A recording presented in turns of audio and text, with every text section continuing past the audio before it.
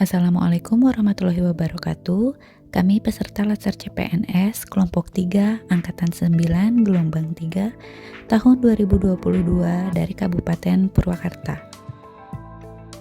Video kali ini akan menampilkan tentang penggunaan internet yang baik dan benar. Penggunaan teknologi kian melesat, mendorong peningkatan pengguna internet secara global. Berdasarkan data dari Hootsuite, pengguna internet di dunia diperkirakan mencapai 5 miliar pengguna. Sedangkan di Indonesia sendiri, pengguna internet mencapai 204,7 juta pengguna, dengan durasi penggunaan 8,5 jam per hari. Internet, dalam hal ini sosial media, dapat memberikan manfaat jika digunakan dengan baik dan benar. Namun, di sisi lain masih banyak ancaman yang mengintai di baliknya. Saya, Dr. Faris Irfan Permasbakti akan membawakan materi Smart ASN dalam berinternet. Pertama, bagaimana penggunaan teknologi, internet, atau sosmed yang benar? Itu ialah seorang pengguna yang memiliki kecakapan literasi digital yang bagus, tidak hanya mampu mengoperasikan alat saja, melainkan juga mampu bermedia digital dengan penuh tanggung jawab. Selanjutnya, etika bermedia digital seperti apa yang harus mampu individu dalam mengelolanya, yaitu menyadari, mencontohkan, menyesuaikan diri, berasionalkan diri, mempertimbangkan, mengembangkan tata kelola etika digital dalam kehidupan sehari-hari. Selanjutnya, ujaran kebencian yang masuk kategori pelanggaran disiplin menurut Badan Kepegawaian Nasional atau BKN bagi aparatur sipil negara atau ASN. Pertama, berpendapat lewat medsos dengan muatan ujaran kebencian terhadap Pancasila, Undang-Undang Dasar 45, Bhinneka Tunggal Ika, NKRI, dan pemerintah. Berpendapat lewat medsos yang mengandung ujaran kebencian terhadap salah satu suku, agama, ras, atau golongan. Menyebarluaskan ujaran kebencian seperti poin di atas 1 dan 2 melalui medsos, baik share, broadcast, upload, retweet, repost Instagram, dan sebagainya. Kegiatan yang mengarah pada perbuatan menghina, menghasut, memprovokasi, dan membenci Pancasila, Undang-Undang Dasar 45, Bhinneka Tunggal Ika, NKRI, dan pemerintah. Mengikuti dan menghadiri kegiatan yang mengarah pada perbuatan menghina, menghasut, memprovokasi, membenci Pancasila, Undang-Undang Dasar 45, Bhinneka Tunggal Ika, NKRI, dan pemerintah.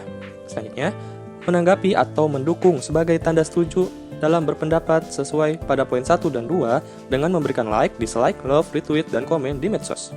Untuk selanjutnya yaitu cek kebenaran berita, tidak menyebar hoaks, dan selalu mencantumkan sumber informasi. Saring sebelum sharing. Kira-kira apa sih hoaks itu? Hoaks adalah informasi yang sesungguhnya tidak benar, tetapi dibuat seolah-olah benar adanya. Tujuan dari berita bohong adalah membuat masyarakat merasa tidak aman, tidak nyaman, dan kebingungan. Dalam kebingungan ini, masyarakat akan mengambil keputusan yang lemah, tidak meyakinkan, dan bahkan salah. Penyebab hoaks dapat berupa 1. Penyangkalan atas apa yang terjadi. 2. Teori konspirasi. Penyebab ini yang biasa sangat berdampak karena sang penerima langsung mempercayai ini sebagai kebenaran dan menyebarkan ulang. 3. Keterikatan penerima secara ideologis, politik, atau aliran terhadap penyebar. Biasanya faktor ini terjadi saat ada kompetisi politik atau saat ada ketegangan antar kelompok. Kemudian, bagaimana cara menghindari berita hoaks? Cara untuk menghindari berita hoaks yaitu 1. Jangan langsung menyebarkan suatu berita tanpa mengecek kebenarannya. 2. Jangan terpengaruh dengan judul yang provokatif.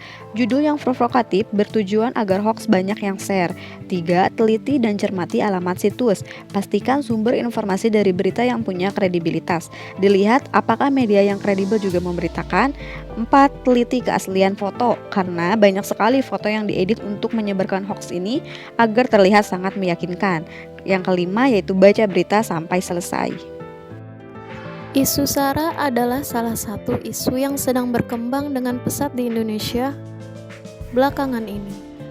Kepanjangan SARA sendiri yaitu suku, agama, ras, dan antar golongan telah menjadi salah satu pokok konflik sosial yang rupanya sangat sensitif bagi sebagian besar publik.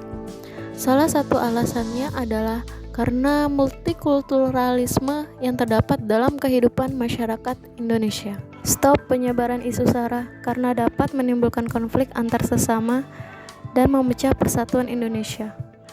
Gunakan media sosial dengan bijak dan biasakan untuk menyebarkan hal-hal yang bermanfaat. Wah, berita apa nih ramai-ramai?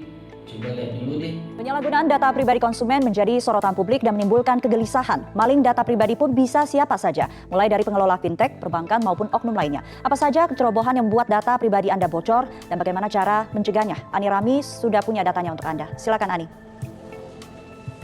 Pemirsa, kita harus berangkat dari pemahaman yang sama. Apa saja yang termasuk dalam data pribadi? Ini adalah sejumlah hal yang termasuk dalam data pribadi kita. Mulai dari nama lengkap kita, lalu nomor handphone, alamat lengkap, emergency contact yang menunjukkan bahwa orang tersebut merupakan kerabat dari kita, lalu kartu keluarga dan KTP baik nomornya maupun fotonya atau scan-nya. Nama ibu kandung ini biasa digunakan untuk keperluan perbankan, lalu foto selfie karena bisa digunakan untuk otorisasi, apalagi foto selfie sambil memegang identitas lain seperti KTP atau KK. Berikutnya adalah nomor rekening kita dan juga slip gaji. Nah, bayangkan jika salah satu atau beberapa data ini jatuh ke tangan orang lain yang memang berniat jahat. Mereka bisa mengajukan pinjaman online misalnya dengan data kita. Uang diambil entah oleh siapa, tapi kita yang datanya masuk yang harus membayar cicilannya. Atau misalnya kita, data ini digunakan untuk dilibatkan dalam aksi terorisme atau jual beli narkoba misalnya. Ibu lupain dengan KTP. Ini Pak, tadi dapat undian dan disuruh kirim data pribadi lewat WA untuk pemenang undiannya. Bu, hati-hati, jangan asal kirim data, nanti bisa disalahgunakan. Iya Pak, maaf ya Pak, lain kali Ibu hati-hati. Terima kasih Pak. Baik, sama-sama Ibu. A few moments later. Teman-teman, ingat ya, jangan sembarangan umbar data dan identitas pribadimu ke media sosial. Bisa saja nanti disalahgunakan oleh pihak yang tidak bertanggung jawab. Oke.